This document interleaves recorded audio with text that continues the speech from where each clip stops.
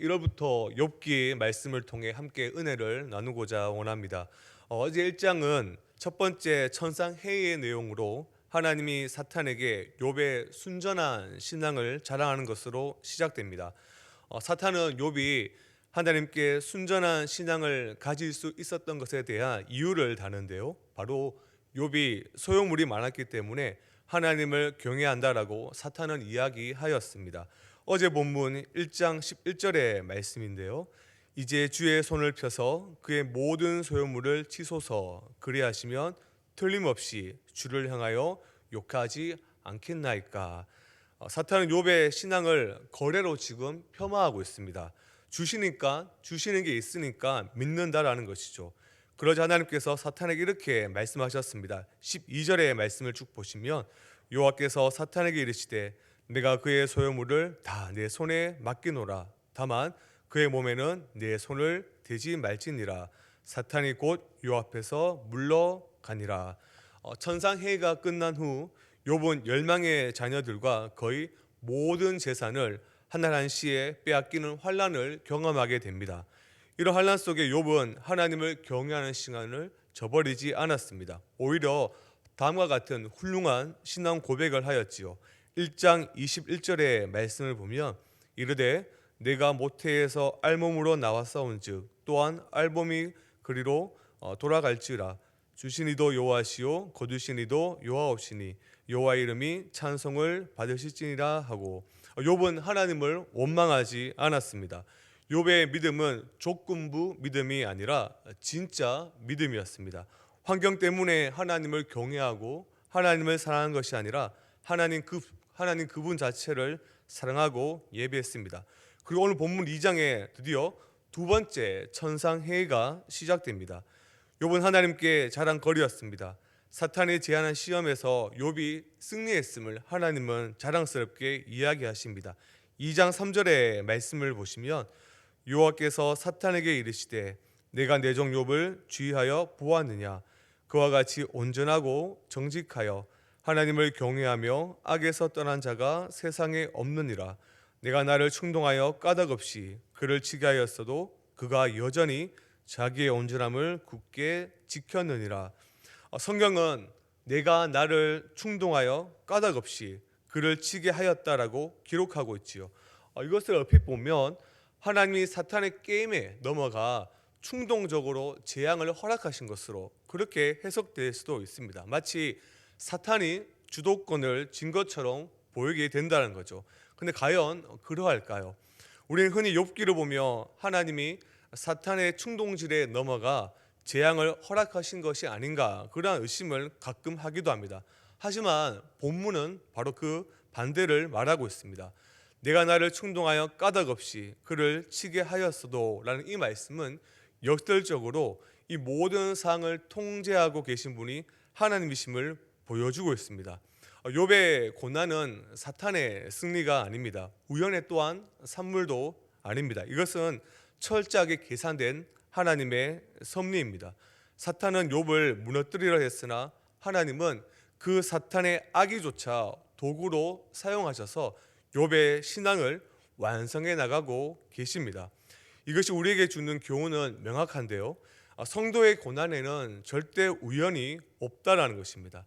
우리가 인생을 살아가면서 겪는 아픔은 인과응보의 결과가 아니라 하나님의 신비로운 주권 속에서 진행되는 섭리의 드라마입니다. 비록 지금은 그 뜻을 다 해석할 수 없을지라도 하나님은 선하시며 그분의 계획은 오류가 없음을 신뢰해야 됩니다.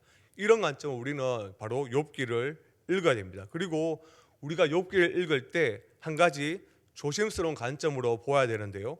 많은 사람들이 욥이 인내했더니 하나님이 2배의 복을 주셨다. 그러한 식으로 성공 스토리로 욥기를 읽곤 합니다. 물론 이 해석이 당장 우리의 신앙의 열심을 불러일으킬 수는 있습니다. 나도 좀 참으면 복 받겠지 하는 기대감을 분명히 주기 때문이죠. 신앙의 목적을 하나님이 아닌, 하나님 그분 자체가 아닌 떨어질 떡고물에 두는 것은 굉장히 잘못된 신앙입니다. 만약 인내했는데도 상황이 나아지지 않는다. 성도들은 내 인내가 부족했나 하고 자책하거나 하나님을 원망하며 결국 떠나게 되는 것이죠. 이것이 바로 기복 신앙의 전형입니다. 참된 신앙은 하나님의 손에 들린 선물에 집중하는 것이 아니라 하나님의 얼굴 그 자체, 하나님의 그 임재 그 자체를 구하는 것입니다. 하나님이 어떤 분인지를 바로 깨달아 가는 것이죠. 우리가 나중에 살펴보겠지만 욥이 고난을 통과한 후에 욥기 42장 5절의 말씀인데요. 내가 주께 대하여 귀로 듣기만 하였사오나 이제는 눈으로 주를 배움나이다라고 고백하며 하나님 그분 자체를 더 깊이 만나는 것, 그것이 바로 욥기가 말하는 진짜 참된 복입니다. 그럼 우리는 욥기를 통해 인내의 보상이 아니라 하나님의 섭리와 절대 주권을 먼저 배워야 합니다. 고난의 이유를 다 알 수 없을 때조차 온 우주를 쉴 수 없이 경영하시는 하나님의 주권을 신뢰하는 것, 그것이 바로 욥기가 우리에게 가르쳐주는 진짜 믿음입니다. 이러한 이해 속에서 다시 천상해의 장면으로 시선을 돌려봅시다. 사탄은 여전히 욥의 경건함을 인정하지 못하고 있습니다. 오히려 더 강력하고 직접적인 시험이 필요하다라고 주장하고 있죠. 2장 4절의 말씀을 보시면 가죽으로 가죽을 바꾸오니 사람이 그의 모든 소유물로 자기의 생명을 바꿀지라. 이 가죽으로 가죽을 바꾼다라는 말은 지독한 거래의 논리입니다. 인간은 결정적인 순간, 즉 자기의 목숨을 부지하기 위해서라면 가진 모든 것을 내버릴 수 있는 이기적인 존재라는 거죠. 즉 욥이 재산을 잃고도 아직까지 버틸 수 있는 것은 자기 몸이 멀쩡하기 때문이라는 사탄의 비아냥입니다. 사탄은 지금 확신하고 있습니다. 욥의 육신을 치면 그도 결국 본색을 드러내고 하나님을 저주할 것이다. 하나님 이번에도 욥의 육체에 대한 사탄의 공격을 어떻게 하십니까? 허용하십니다. 그러나 분명한 한계를 그으시죠. 그의 생명에는 손을 대지 말라. 고난의 강도는 세졌습니다. 그 고난의 고삐는 여전히 그러나 하나님이 지고 계십니다. 하나님의 존전에서 물러난 사탄은 즉시 욥의 육신을 공격하지요. 욥의 발바닥에서 정수리까지 악한 종기가 뒤덮입니다. 제 가운데 앉아 깨진 질그릇 조각으로 몸을 끓고 있는 욥의 모습을 생각해 보십시오. 얼마나 처참합니까?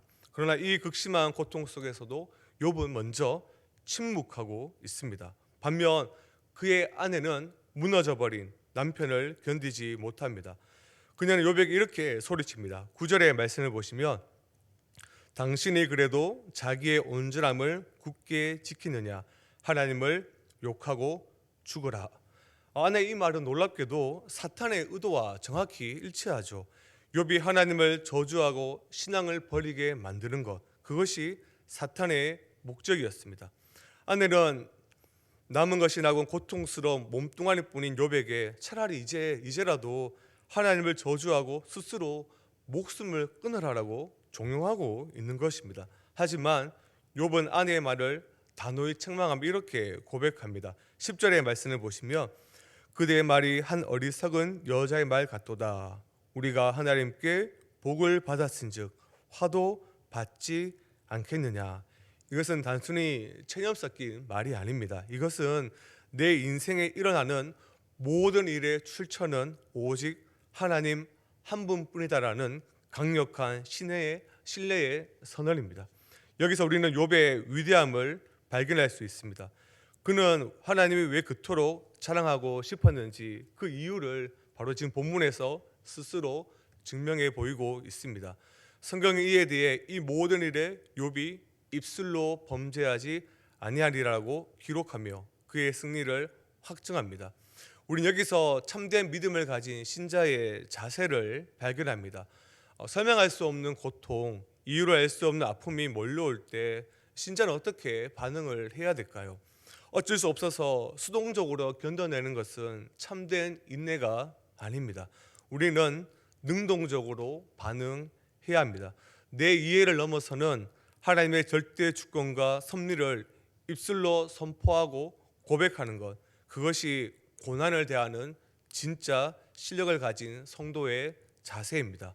사랑하는 성도 여러분, 그래서 우리의 신앙 어찌 보면 해석하지 말고 신뢰하는 자세로 살아가는 것이 중요합니다. 우리가 겪는 고난을 인간의 작은 머리로 다 해석하려 들면 우리는 결국 미궁에 빠질 수밖에 없습니다. 하지만 해석되지 않아도 신뢰할 수 있습니다.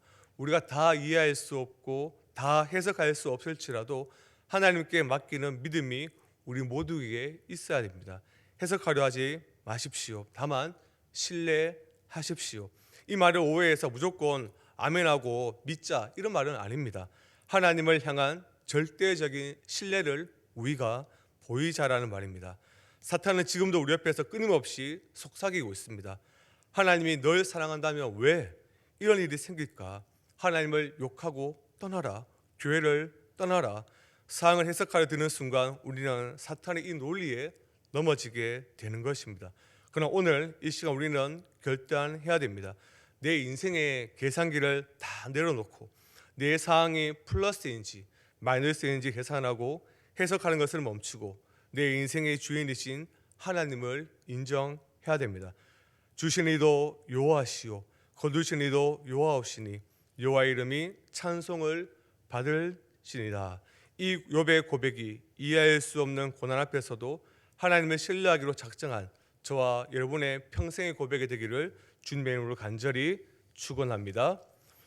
기도하겠습니다. 하나님 아버지, 우리는 너무나 연약하여 내 작은 머리로 이해되지 않으면 하나님을 원망하고 불안해합니다. 오늘 말씀을 통해 해석되지 않는 상황 속에서도 하나님을 신뢰한 법을 배우게 하시니 참으로 감사합니다. 왜라는 질문 대신 주님을 온전히 믿습니다라는 고백을 날마다 드리게 하여 주시옵소서. 상황보다 크신 아버지 하나님, 내 아픔보다 기쁘신 하나님의 사랑을 신뢰하며 묵묵히 그 인내의 길을, 믿음의 길을 걸어가는 우리 모든 성도들 되게 하여 주시옵소서. 예수님의 이름으로 기도드리옵나이다. 아멘.